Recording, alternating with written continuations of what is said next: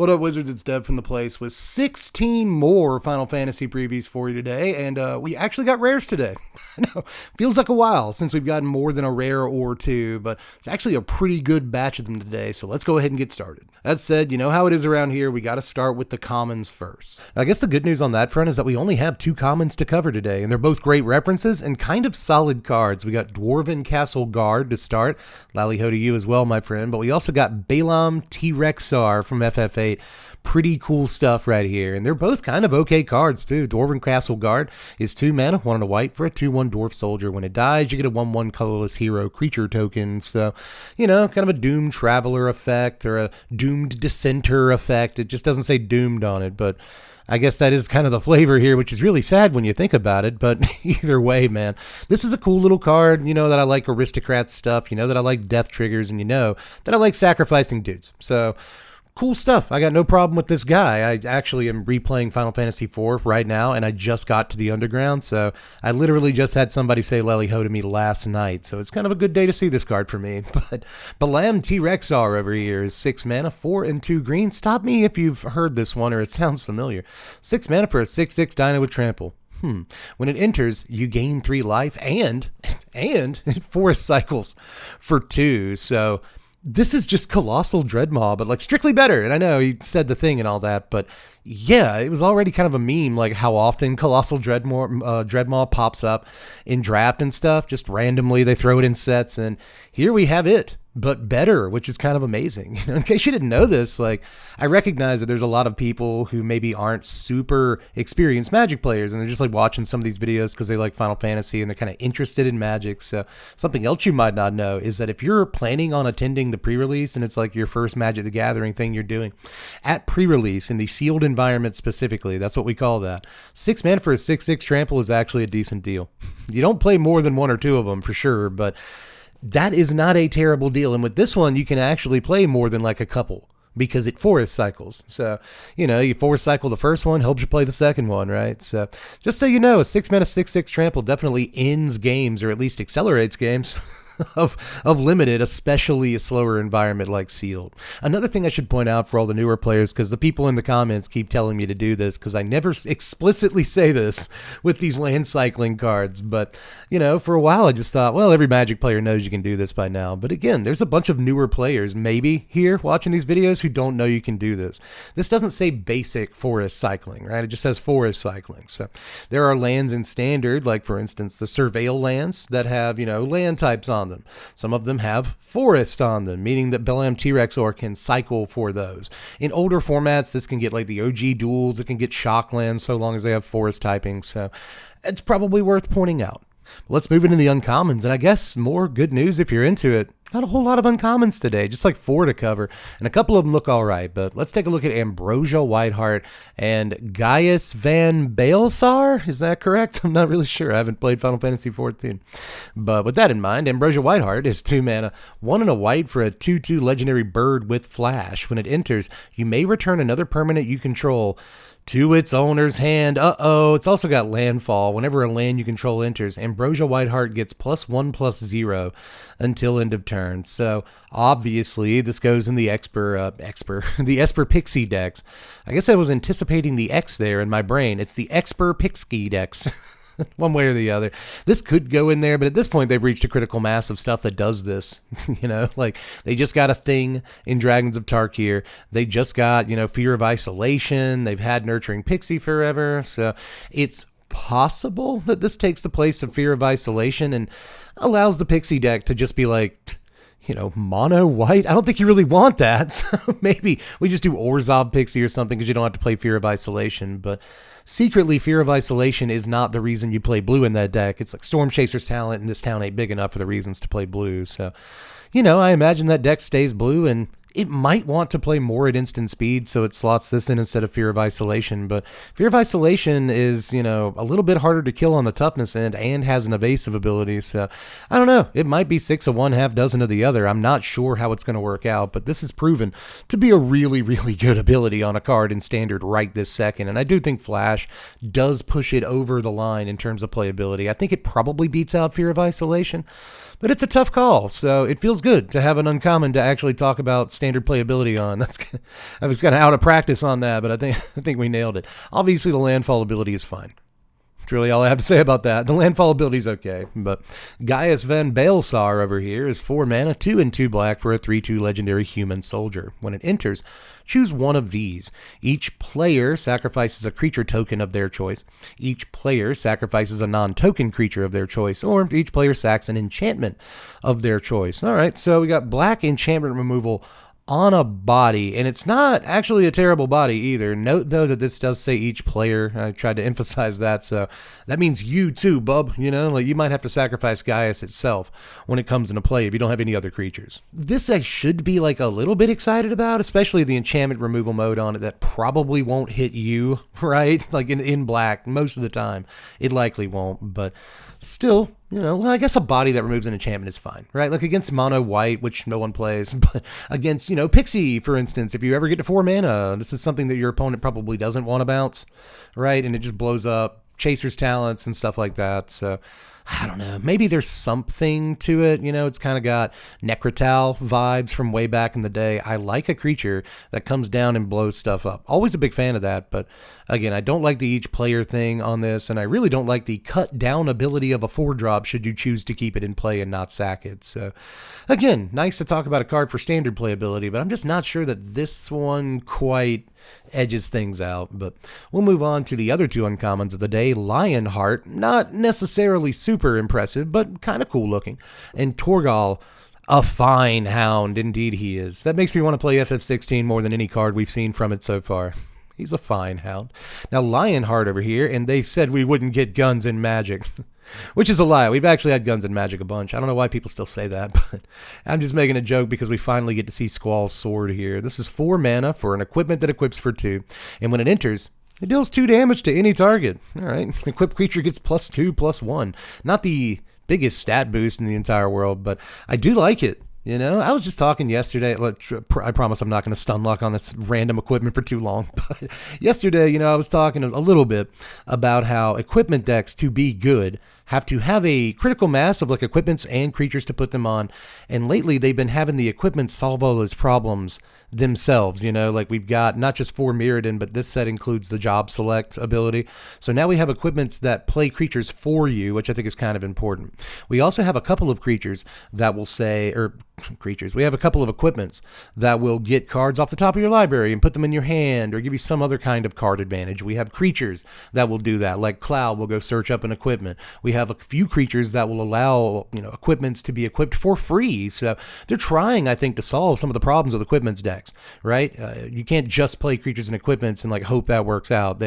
You actually have to do stuff a Magic deck wants to do, like, you know, draw cards and save on mana, and in this case, remove creatures. And this does that. It can even be like a shock to the opponent's face to finish the game once they've kind of like, you know, cut down your attacking plan. So there are some things I kind of like about this, but ultimately I think it costs like way too much mana, but it's probably playable in limited. You know, I can't just say that about every card, but there's obviously an equipment stack cooking in limited, and this probably goes in just like every copy that you get, you know. But we'll move on to Torgal. He's a fine hound, just fine. He's just fine. It's 2 mana, 1 and a green for a 2/2 legendary wolf. Whenever you cast your first human creature spell each turn, that creature enters with an additional +1/+1 counter on it for each dog and or wolf you control. You can also tap Torgal for a mana of any color. This dude's dope. He is a fine hound. I like that. He's my best friend for sure. Man, 2 mana for a little mana dork that makes mana of any color. Like, I'm not necessarily in already because we have a bunch of those in standard, right? If I name them off, it would take, I don't know, 10 whole seconds. We've got a few of these in standard that are actually okay. You know, there's one that whenever it dies, it gets +1/+1 counters, and whenever it dies, you get a bunch of insects. Like, that guy's awesome. Doesn't see enough play, you know. Just, I don't know how many people want to play 2 mana dorks in a format with like Lawn or Elves, you know. So I'm not sure if there's even like a real spot for a good like 2 mana I tap for mana of any color thing in standard, but Boy, you got a wolf on the table, so literally any human that you play will enter with at least 1+1/+1 counter on it, which I think is the real sauce on this card, man. I don't want to like go crazy and put a bunch of dogs and wolves in my deck and mix them with the humans and try to find the perfect balance of blah blah. No, just play Torgal. Like all your dudes get an extra +1/+1 counter. That seems like a pretty good deal to me on a 2-drop, baby. So I don't know, man. I think this might be the best uncommon of the day. Unless it's Ambrosia Whiteheart. It could definitely be that card. But let's get into the rares here. And we got to look at a weird one first. It's Edgar, King of Figaro, man. I love this character, but I don't know why he costs 6 mana, 4 and 2 blue for a 4/5 legendary human artificer noble. Aren't you supposed to be in the intro pack stuff, buddy? Whenever he enters, you do get to draw a card for each artifact you control, which, you know, could be pretty powerful, but two-headed coin is really interesting. The first time you flip one or more coins each turn, those coins come up heads, and you win those flips. So kind of it's restricted to once a turn here, or else it would actually be very broken in certain commander decks, but a cool commander for sure. I imagine, though, this goes in the 99 of is it decks that want to flip coins, because most good coin flip effects are in red, so going to be tough to make it your commander, but if you do, despite the fact that it costs 1 billion mana and dies on sight because your opponents are afraid of you flipping coins at them, this is just going to draw you like 5 when it comes into play. Like, if you just have a few like mana rocks set up, you draw 3 or 4, and that does help offset the ridiculously steep cost and the, you know, lightning rod for removal kind of nature of the cards. So I think he's pretty cool. I like the flavor on him. Another one of my favorite moments in Final Fantasy VI is this, but still, Edgar's cool. I'm just not a big fan of coin flipping stuff, but the reason I'm not is that it's random chance in my Magic the Gathering, and I just get that out of here. There's already enough variance. You know, I don't want to bring it upon myself, but I guess with Edgar, you're kind of fixing those problems just for a ludicrous amount of mana. But again, the card draw could be worth it. That said, let's move on to a finished cycle here. We got to see the Wind Crystal and the Earth Crystal. Now, we got to see the blue and red ones, too. We'll get to those in a second. The Wind Crystal is 2 and 2 white mana. They all cost 4 for a legendary artifact. Of course, white spells you cast cost 1 less to cast. And if you would gain life, you get twice that much life instead, Chief. But you can pay 6 mana on this, 4 and 2 white, and tap it. Have creatures you control gain flying and lifelink until end of turn. Wowza. That's a lot of mana, too. You know, I just called 6 mana a lot on Edgar. But this is, you know, turn over turn threat of activation that you can just whip out whenever you want to. It's instant speed. Your opponent's coming in on you. Well, I wouldn't have done that.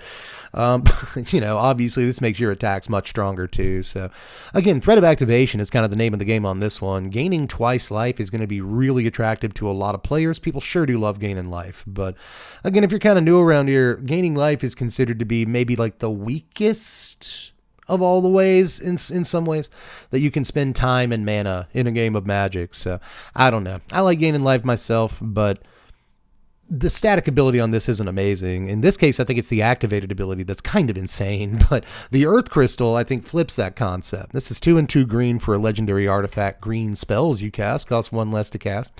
If 1 or more +1/+1 counters will be put on a creature you control, twice that many +1/+1 counters are put on that creature instead. And then it's got a 6 mana activated ability, 4 and 2 green, and tap it, distribute 2 +1/+1 counters among 1 or 2 target creatures you control. So that would actually be 4 +1/+1 counters, given this other paragraph of text on the card. Again, I think that as far as passive abilities go, this one just blows the Wind Crystal out of the water, man. You basically get a branching evolution, or kind of like a doubling season that costs 1 less. You know, it's 1 more than a branching evolution, 1 less than a doubling season, but not as good as doubling season. Just really redundant with these effects that we already know are good and playable in Commander Green decks. So I imagine this one sees a good bit of play. And just like all the other crystals, you know, or at least the ones we've seen so far, this is an instant speed ability. So there is some threat of activation on an opponent's turn with this thing too. You just got to hold up a lot of mana. But yeah, this is a card that will almost definitely see a ton of play in green decks, especially given that they like the cost reduction more than a lot of other colors. So good stuff, man. But let's look at the blue and red ones here. The Water Crystal is 4 mana, of course, 2 and 2 blue for a legendary artifact that reduces the cost of blue spells you cast by 1. If an opponent would mill 1 or more cards, they mill that many cards plus 4 instead. Yikes. But this also, again, has the 6 mana activated ability, 4/2 blue tap. Each opponent mills cards equal to the number of cards in your hand. So that actually would mean if you have a full hand, that they mill 11. Just pretty great, just cast a better Glimpse the Unthinkable on a stick every turn. You are the archenemy at that point, but still, I think that this is actually really, really cool. 4 mana might be like a little too much, if I'm being honest. Might be slightly too steep even for a mill card like this, but honestly, there are already commander mill decks, but they do need a little extra juice, especially considering a lot of the better mill stuff says that it targets an opponent rather than each opponent, right? So this definitely fixes that a good bit and turns all of your like, hey you, mill a card, hey you, mill a card into mill, 5. Per. So you're actually kind of burning them for a lot of damage on the top of their library there. Not too bad, I'll say, but I know a lot of people are probably just going to hate this card on principle. I'm the only mill lover in the building.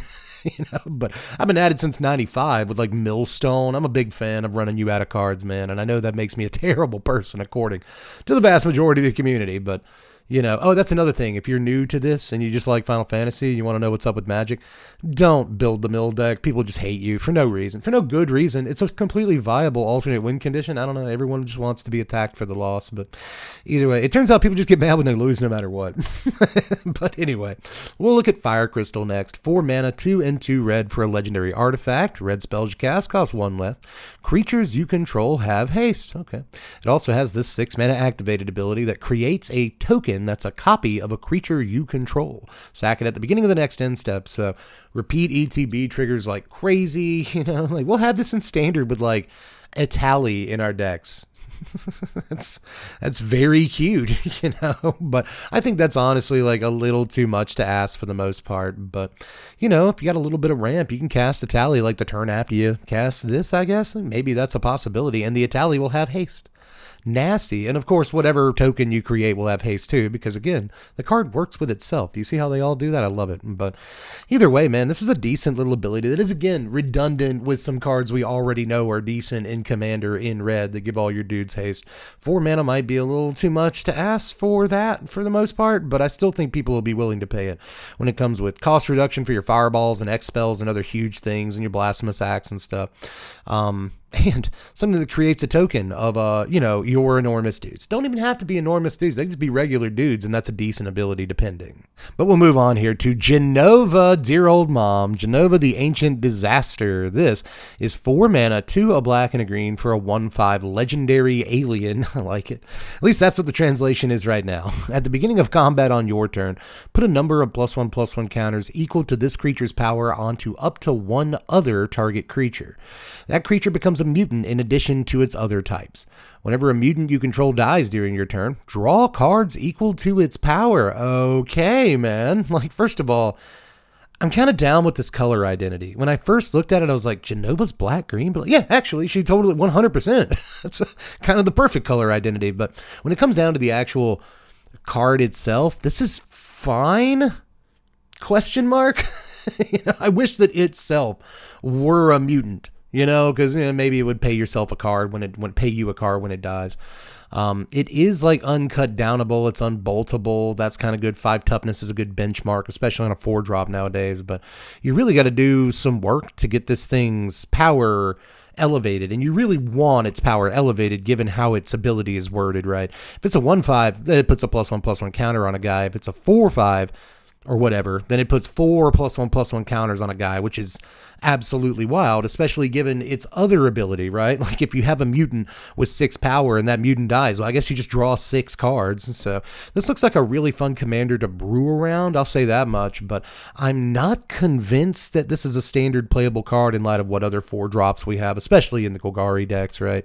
Not sure it quite gets there, but this is decent turn over turn value that kind of does an impression of like a Luminarch Aspirant and like a Morbid Opportunist, Midnight Reaper, right? A guy dies, draw cards. So those are both solid things. Just are they worth paying 4 mana for a 1/5? I guess this puts 2/6 of power on the table the turn that it comes into play because it will give something a +1/+1 counter.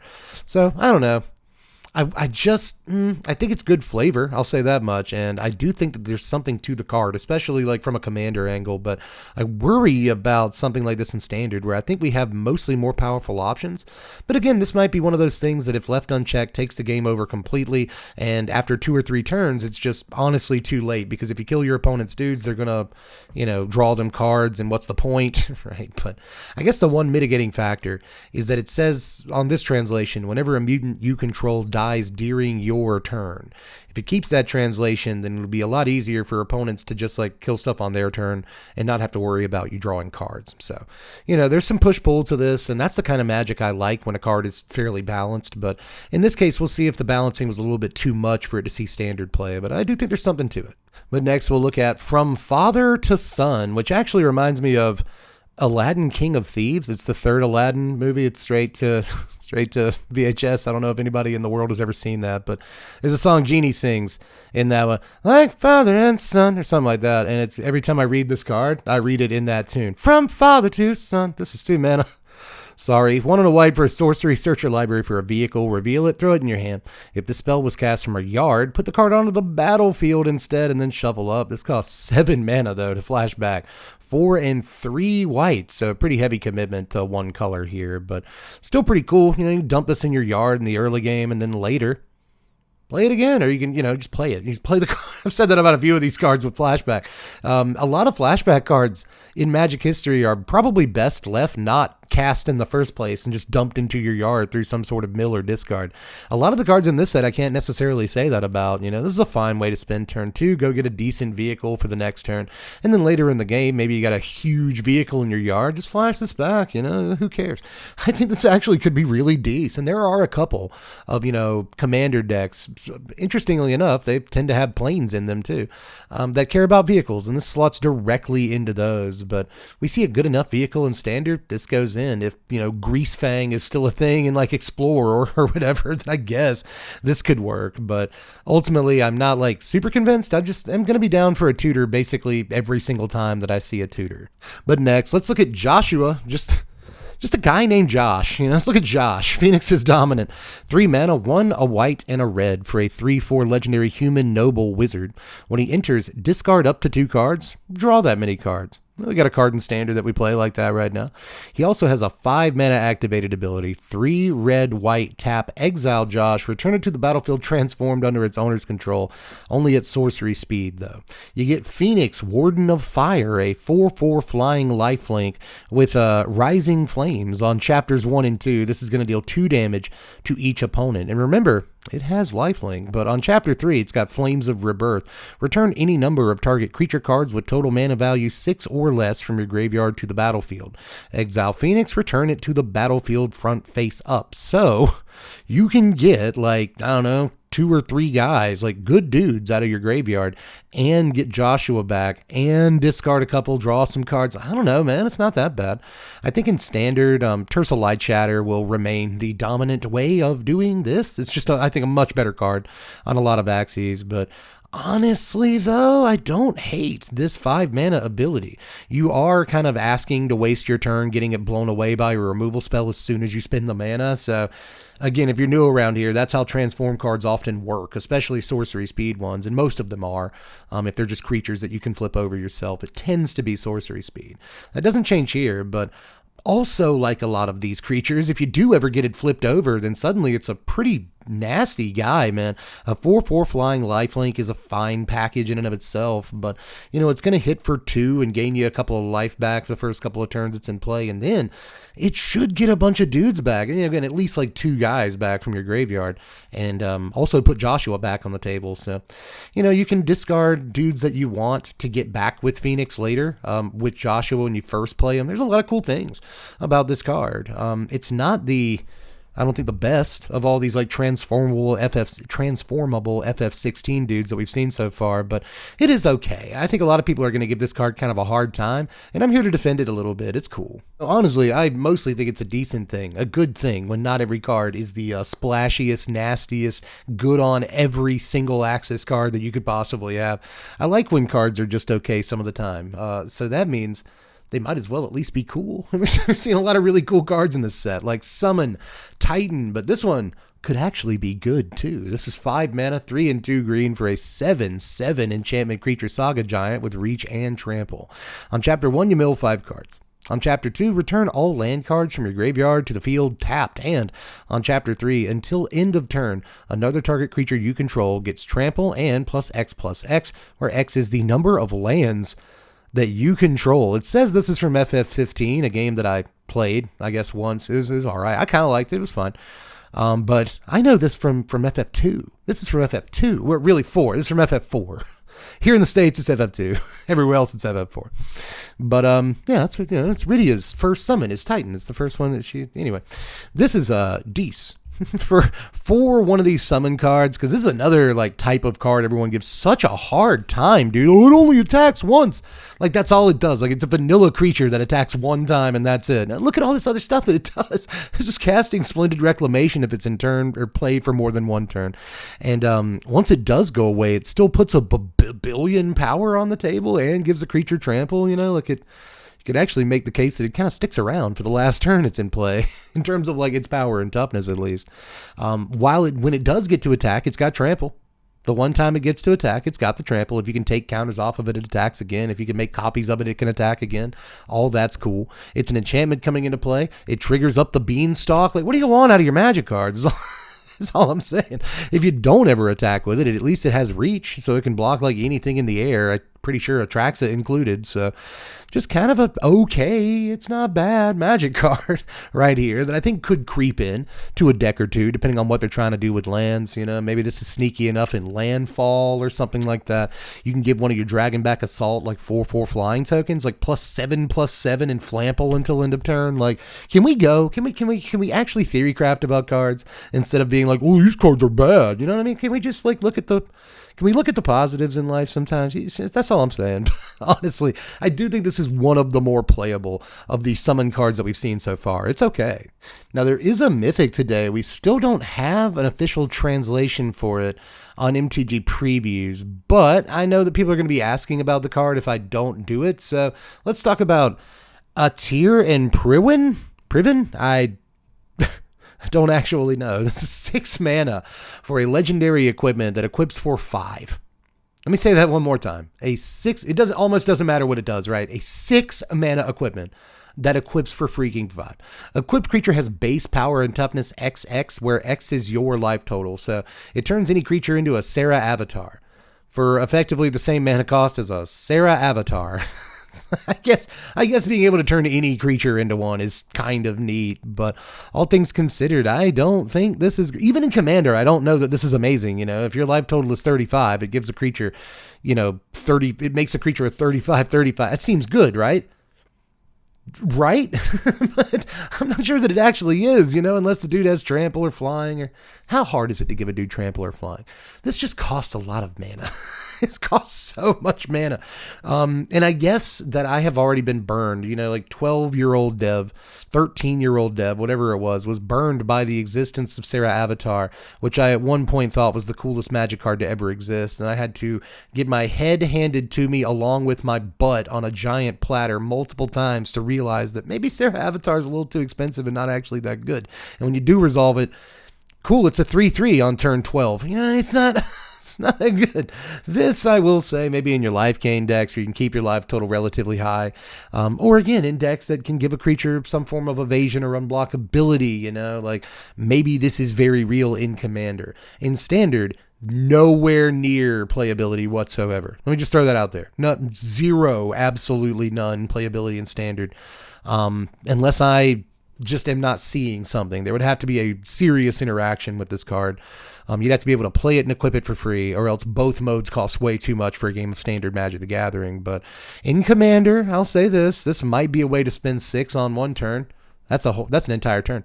And then 5 on another turn, which is still almost an entire turn. So, a lot of setting up goes into actually getting this thing to do the thing. And once it's on the table, your opponents will instantly come at you, brother or sister. So keep that in mind. But all things considered, I do still think it has chops in Commander and is really scary there depending on the build. But in just about any competitive 1v1 60 card environment, this thing is probably going directly in the rubbish. throw it in the bin. But there is actually one more card I want to talk about today. We keep seeing these like reskins of cards. They're called something. I don't care enough about them. I know that sounds so like negative, but honestly, I really like this set and I want to know what the new cards are for standard and even some of the commander stuff. But for whatever reason, I just could not care less. I don't know why about, I don't know what's wrong with me about these reskins, but today we saw one that I actually wanted to point out. It's Kefa Kapalazo as Perforos God of the Forge. That's awesome. Kind of want to own this right now, man. So in case you don't know Perforos, this is 4 mana for a 6/5 indestructible legendary god. As long as your devotion to red is less than 5, Kefka isn't a creature. Devotion means that you have to have that many red mana symbols on your side of the table if you're new to this. So Kefka counts as 1. You have to have 4 others on the table. And you could have one card with 4 red mana symbols in it, and that would give you devotion. Anyway, whenever another creature you control enters, Kefka deals 2 damage to each opponent. You can also pay 2 in a red. Creatures you control get +1/+0 till end of turn. Who cares? It's that last line of text. Whenever a creature you control enters, Kefka deals 2 damage to each opponent. You know, an indestructible, like, impact trimmers that does twice as much as an impact trimmers. There's a lot of commander decks that, you know, this is their commander. There's a lot, even more, really, that play this in the 99.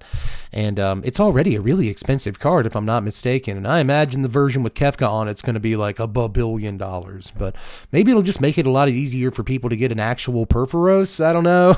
Maybe it'll drive the price down to some versions because everyone's trying to get this one. This is the one I want, but at this point, I just settle for another copy of just regular old Perforos because that guy's kind of tough to come by, and he's one of the most fun commanders of all time. So when you take one of my favorite commanders of all time, one of my favorite legendary dudes, period, and you smack him together with my favorite villain of all time in any property, again, period on that one, end of sentence, I think you got a card that I really, really want, but I ain't paying triple digits for it. I fear I might have to. Well, that's Allski Kowalski. Let me know how you felt about these today. I feel like there were a few that you could have some feelings about. Is that Wolf guy actually the best mana dork in Standard right now, apart from Lana Werewolves, obviously? There's a couple of decent mana dorks in Standard. You're still going to use the guy that explodes into a bunch of insects? I think the Wolf is better. Kind of depends on what all creatures are running. Hey, are you going to do Fear of Isolation? Or are you going to do that new Chocobo lady, the legendary thing? Or, you know, which one are you going to do in your Esper Pixie deck? There's a lot of you Pixie players out there. I see you on Arena every day, every other matchup. You're out there. Let me know how you feel about that thing. Apart from that, is that 6 mana Sarah Avatar equipment actually playable in Commander, or am I actually honestly kind of being a little bit too soft on it? I want to know. Am I being too soft on these like transformable legends like the Phoenix guy today? I kind of like those. I think Jill is a fine Magic card. Everybody else is like, that card sucks. I think it's fine. But anyway, let me know if I'm just being too soft in general this season. I don't think so. I'm just trying to give cards a fair shake. But anyway, guys, that's all I've got for this one. Just do the YouTube stuff on the way out. Make sure that you like the video. It's the one shaped like a thumb. Can't miss it. Check out the subscribe button. I hear that it does things when you touch it. I'm not really sure what, so I don't know. But you figure out for me and then report back. Apart from that, we have a Patreon. Just $1 a month is all it takes to vote on content. We've still got our Commander Deck for the Weekend poll open. So if you want to pick what Commander we're going to go into this weekend, get over to the Patreon, throw $1 in the pot, and you are allowed to do that officially after you've done that. So anyway, I guess that's all I've got for this one. Just hit me up in the comments section with any feelings or emotions, and I will catch you cats later. I'm Deb from The Place. Thanks for watching, Wizards. Spread love. Man, be kind.